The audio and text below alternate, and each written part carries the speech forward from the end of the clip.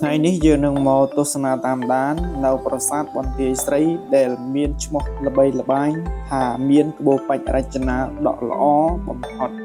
ប្រាសាទបន្ទាយស្រីស្ថិតនៅក្នុងភូមិបន្ទាយស្រីឃុំបន្ទាយស្រីស្រុកបន្ទាយស្រីប្រហែល32គីឡូម៉ែត្រពីក្រុងសៀមរាបប្រាសាទនេះកសាងឡើងនៅពាក់កណ្ដាលទី2នៃសតវត្សទី10ក្នុងរាជាព្រះបាទរាជេន្ទ្រវរ្ម័ននិងព្រះបាទជ័យវរ្ម័នទី5ដែលឧទ្ទិសដល់ព្រហ្មញ្ញសាសនាប្រាសាទនេះជាប្រាសាទរបស់ព្រាហ្មណ៍ម្នាក់ឈ្មោះយញ្ចវរាហៈដែលជាគ្រូរបស់ព្រះបាទជ័យវរ្ម័នទី5ប្រាសាទនេះមិនមែនជាប្រាសាទភ្នំទេតែជាប្រាសាទសង់រាបដីមានរាងតូចច្រឡឹងសង់ពីថ្មផុកពណ៌កុលាបនិងមានក្បាច់ចម្លាក់ដ៏ល្អអស្ចារ្យគង់វង្សល្អហោជាងមានរាងត្រីកោណនិងស្នាមជើងឆ្មាមានដងក្តារច្រើនជាន់និងមានរចនាក្បាច់រឿងលើនោះប្រាសាទនេះមានរាងចតុកោណដែលមានកំពែង3ជាន់និងមានគូទឹកព័ទ្ធជុំវិញប្រាសាទនៅផ្នែកកណ្ដាលមានសម្រស់ស្រស់ស្អាតណាស់ហ៊ុំព័ទ្ធដោយកំពែងថ្មបាយក្រៀម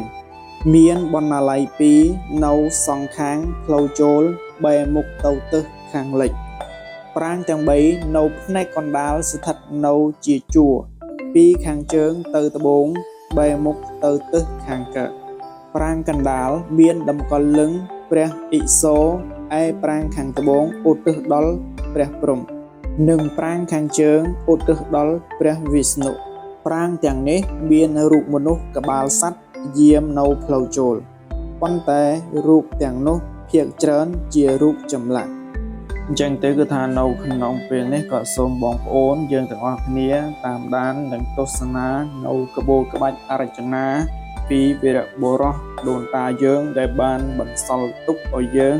នៅប្រាង្គប្រាសាទមួយដ៏អស្ចារ្យនិងមានក្បូរក្បាច់រចនាបែបខ្មែរយើងដ៏ប្រណិតនិងល្អអស្ចារ្យដែលធ្វើឲ្យពិភពលោកនឹងស្ងើចសរសើរនឹងពេលដែលមើលឃើញហើយពួកគេនឹងដឹងថា